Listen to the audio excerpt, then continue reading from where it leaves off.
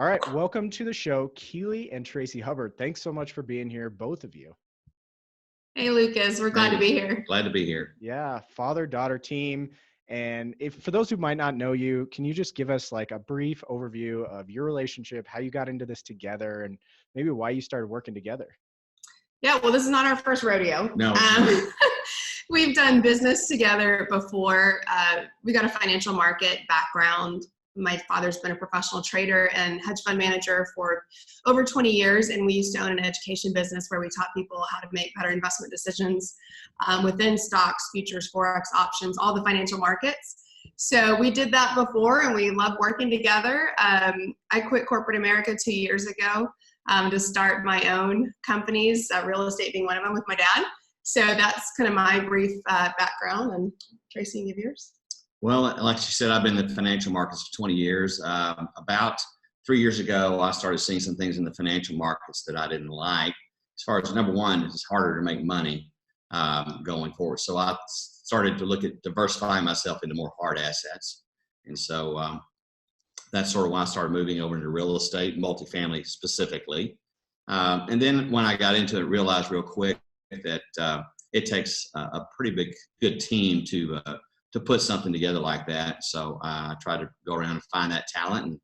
And fortunately, my daughter has a lot of talent in those areas that I'm not gifted at. So that's why I couldn't have picked a better partner.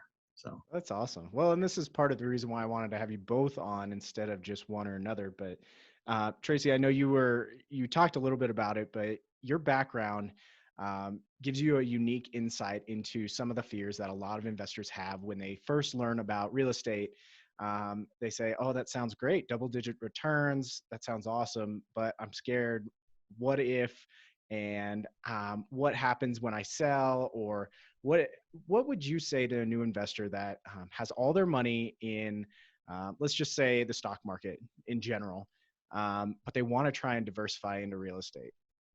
well, it's sort of interesting, and the timing on this is pretty unique too. I mean, and because we've been speaking a lot about this here recently to other different groups, no one has really been in any kind of pain lately. When you look at the stock market, as far as how much it's been up and how much it was up in 2019, well, then no one is uncomfortable. So that why would they even think about getting out of a market like that? And I wouldn't advise people to get out of a market that's going up the way it is. I can tell you that it's not a real market. It's not based in reality, but yet it's still going up. So you don't trade what you think it's going to do. You trade what it's doing, and right now it's going up. But what you do need is some sort of line in the sand, because here's the thing about the stock markets or the financial markets in general. And all we had to do was look at this and what happened on Friday. Well, the coronavirus thing just scared the market. And you've got to understand, market, it doesn't like taking risks, especially into the weekend. So what happened is it sold off hard on Friday because of the over the weekend risk, because it's the unknown that everybody's afraid of. And so it sold off hard. Now, I looked at it this morning before we did this, and the futures market was up a little bit because, okay, they're thinking that the U.S. has gotten a grasp on this. Now, the China market is getting hammered pretty hard. Yeah, those are the kind of things that you've got to be careful of. But real estate doesn't react that fast. I mean, you got to understand that the financial markets are more news event driven here recently, whereas real estate doesn't react that quick and doesn't, has more time to absorb the information and digest it and be more based off reality instead of based off emotion. You're seeing a lot of emotion in the financial markets right now. Yeah, and I'm glad you brought up an economic event. Let's just call it that, a focusing event or some sort of event that translates into fear-based trading. And I was just looking up on my phone. I saw a notice this morning that the Shanghai Composite dropped more than 8% in early trading. That is incredible. Through something, and we had a guest on previously, and that was one of the biggest things that brought him into the hard asset investment space. Is he had something that had nothing to do with even United States. The European debt crisis brought him into this, and it's something you can't even control, that said, okay, I need to get a little more control over what I have my money invested in. And it sounds like that's something that you're thinking too. Yes, it is. And sort of like I said, 3 years ago, I started wanting to divest myself a little bit more into hard assets. And the reason I hadn't done it before, and let me sort of go back a little bit. I've been involved in real estate back in the 80s and 90s. So now I'm starting to give you an idea how old I am. So, but it was more industrial warehousing space. And so I'm familiar with real estate, but then I went through a period of time of some financial hardships, and I didn't like illiquidity as far as not being able to get liquid real quick. So that's why I went into the financial markets to start with, is I wanted to be able to go to cash immediately if I needed to. And that works real well when you can get a return on your money. But as I said, in the last several years, it's been hard to get that return. And I mean, when you look at the S&P 500, so what do you mean you can't get that return? It's going up, it's going up. Well, but if you ask most people, they don't get their kind of returns the S&P 500 index gets. I mean, they're in funds, but they don't always get to select, what they're in. So there's a game. I'm not even get into that side of it, but I'm just telling you that because of that, I didn't care how liquid the market is. If I can't get the return on it, I've got to go into some of the top assets. So that's why I started looking at the hard assets of real estate. Interesting. Yeah. And I want to back up just a little bit and share we got to what you were doing. Now let's talk about what you're doing now, and how you made that transition, how you had people follow you into that, and maybe what your day-to-day looks like now.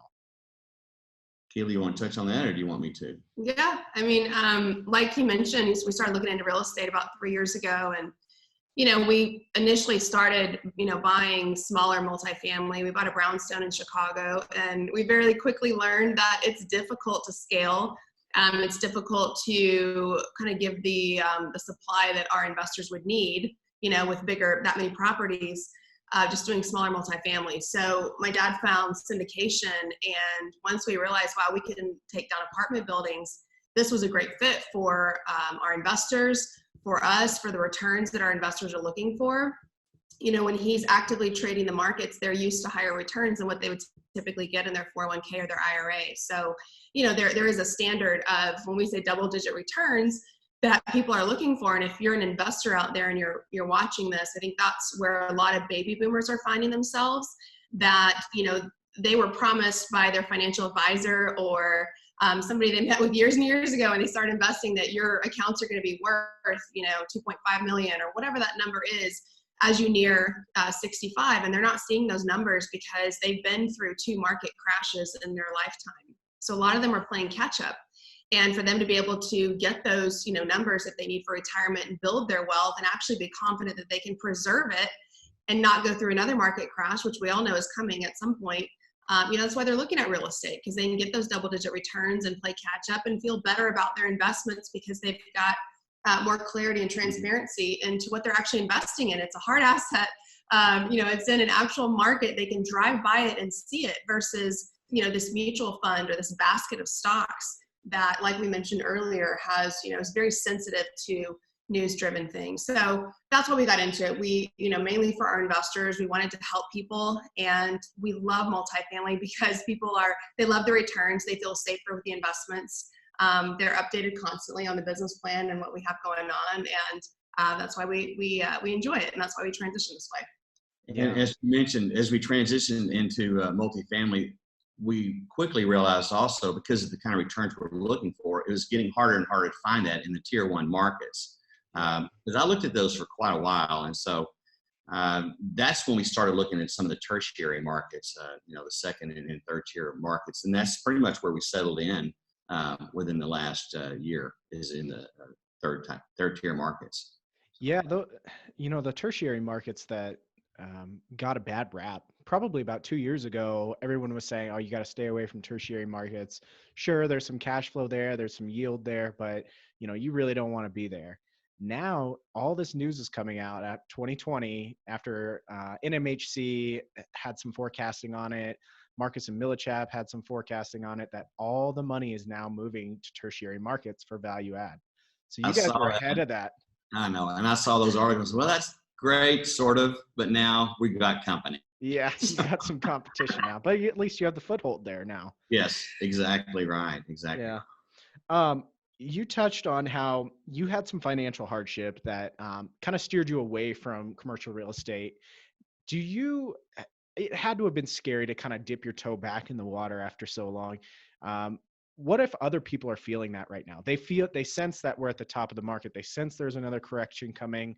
maybe they have some fears. What advice could you give to them? Well, it's the same advice I give to anybody that's any kind of business. I've owned several, 6 different companies that I've owned personally. They're closely held businesses, but range in everything from service industry, logistics companies to manufacturing. And I didn't know a whole lot about those industries when I went into them. So I think it's important, no matter what business you're in, especially even in real estate, is you need someone as a mentor or some sort of mentorship program to make sure you don't gain all that experience, because the only way you make that experience is by making bad decisions. So you try to cut that learning curve. So I would say making sure that you do your due diligence as far as checking out someone to help educate you on it, so you don't go into it blind and just believing everything you hear. I think a lot of what, you're doing too, Lucas, with just your podcast and educating Yes. investors on, the pros and cons of real estate. I've had, a couple investors lately that have said, wow, this sounds too good to be true. What's the downside? What's the risk? And my answer is that the risk is always the operator. Who's in charge of the project? If you are in a great market, like we find great deals in these tertiary markets that are steady growth, Lubbock being an example. They're steady growth markets. They've got, great unemployment rates, great rent growth, all the things that we're looking for. So say that you find a great deal in a great market, your risk is always the operator who's in charge of the project. And so, I think what you're doing is great, and just educating investors on here's the questions you need to be asking, before you put your money into a deal. But really that's, there's so much less risk, in my personal opinion, in these types of deals. When you find the right operator, when you find the right syndicator, then there is just blindly putting your money into the stock market. Yeah. I mean, I think that's critical. That's people talk about, how multifamily has had this huge run up. Anybody can make money in it. And it's just not the case, frankly. I'm sure you guys know this. You're buying deals from people that are distressed sellers. We see it all the time. People are losing money in this market, which is quite possibly the most efficient, well-running multifamily market we've ever been in. And people are still losing money. So choosing that right operator is critical. Yeah, absolutely. And I think, one of the other questions we've been getting from investors quite a bit lately is, why do you guys choose B and C class versus, A class buildings? Because you're hearing all about Grant Cardone, If you don't know who he is, you can type his name in, you'll figure out pretty quickly. People either love him or hate him, but he's a big name in real estate. He's a big marketer. And people say, well, why aren't you doing what Grant Cardone is doing? And what Grant Cardone is doing is building a big fund, and when he's got billions of dollars coming in, you've got to have the supply. You've got to be constantly buying properties. And so the easiest way to do that is to build your inventory with luxury A properties. And that's why investors are getting much lower returns. Their cash on cash is closer to 5 to 6%, which a lot of people could get in the bond market. And the reason that we don't like the luxury A or don't invest in those is because we do know that a correction's coming and there could be a recession in the future. And so it's our responsibility to make sure we're protecting our investors' capital. And the best way to do that is to be in B and C class value adds. When the market crashes and people, unfortunately lose their job or lose money, they're downsizing, they're moving down from these luxury properties into our properties. Mm-hmm. If they get a raise and, the market's recovering, maybe they're moving up from C class into our B class properties. So we're kind of sandwiched right in the middle, where we feel like we can protect our investors' capital. And obviously we've got to make sure that we're buying it at the right price. That's crucial as well. And that we know what our break-even point is for occupancy in the event that something happens in the markets. But that's why we're not in luxury A class. We just feel that where the markets are at right now, it's not the most responsible decision for our investors. Yeah, I think the A class core assets are more for wealth preservation once you've reached a certain level. It's not the highest and best use of your dollar. The highest and best use of your dollar is value add real estate, whether it's like flipping houses or value add B and C multifamily like you guys focus on. I think that's a really crucial step that people need to know. If you're investing with Grant Cardone, don't expect these wild growths. I mean, it could happen, I suppose, but I think that a lot of people are being sold a bill of goods that is not going to come to fruition, at least for probably closer to 10 to 15 years, if I had to guess. Yeah, and a lot of people don't have that time, to be able, they don't have 10 years. They've got to play catch up. Like I mentioned, a lot of the baby boomers that, are our investors are trying to play catch up from the returns that they haven't been getting. Yeah. I want to bring it back to or I guess it's February now, February 3rd, 2020.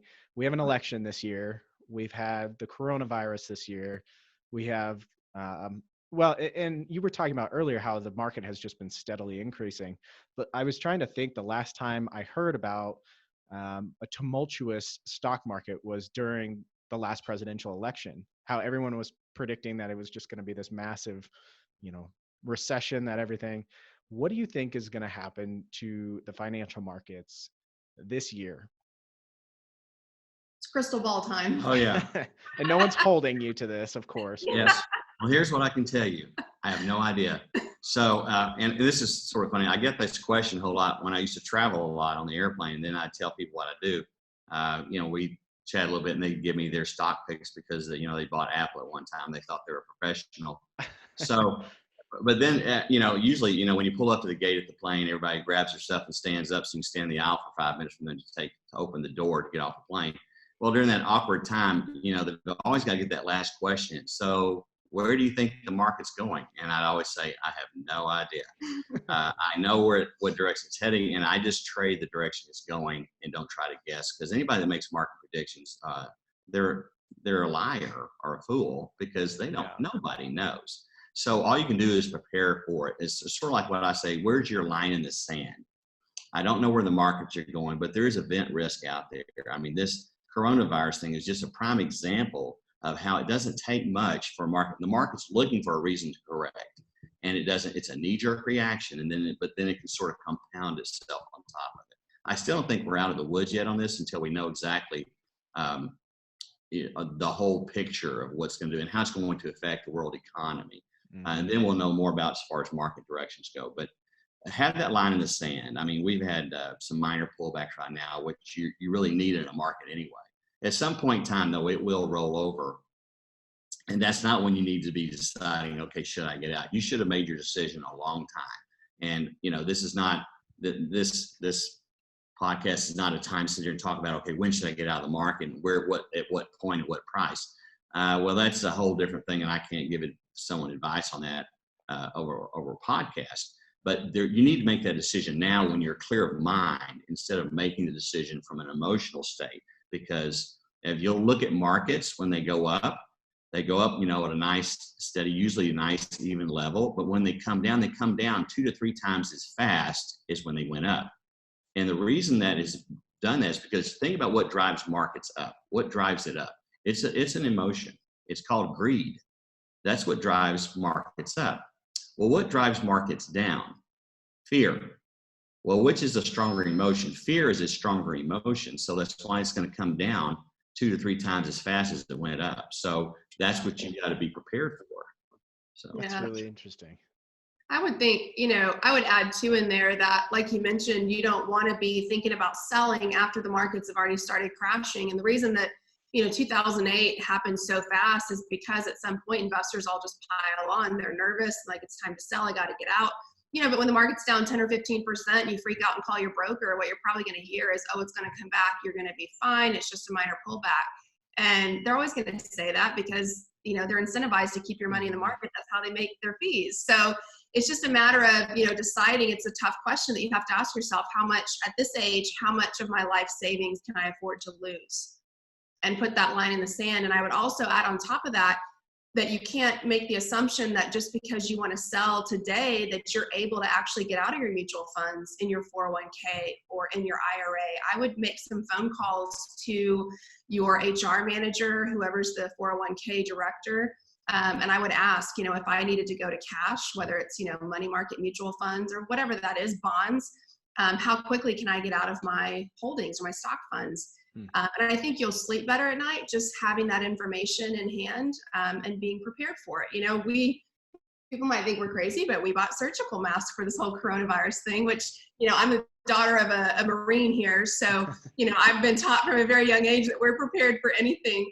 But I would say the same thing, especially with your money. Just, we don't want to plan for the worst to happen, but we want to be prepared just in case it does. Yeah, that's a good point. I think if you wait until the markets start tanking to start thinking about this, it's way too late. that's way too late. And now is the time to start diversifying if you're worried about this. If you have that thought in the back of your head, it might be time. Yeah. And we're not saying, I would never say, oh, sell everything you got and go to cash and put it in real estate. That's not what I'm saying either. I'm just saying be prudent and wise in your decisions and make the decision when you're clear of mind, because that's, that's what you got to be able to do. Well, yeah. And it's the same thing proves to real estate. Don't make an emotional decision just because you're scared. Don't invest in the first deal that comes along because you're scared of where the financial markets are at.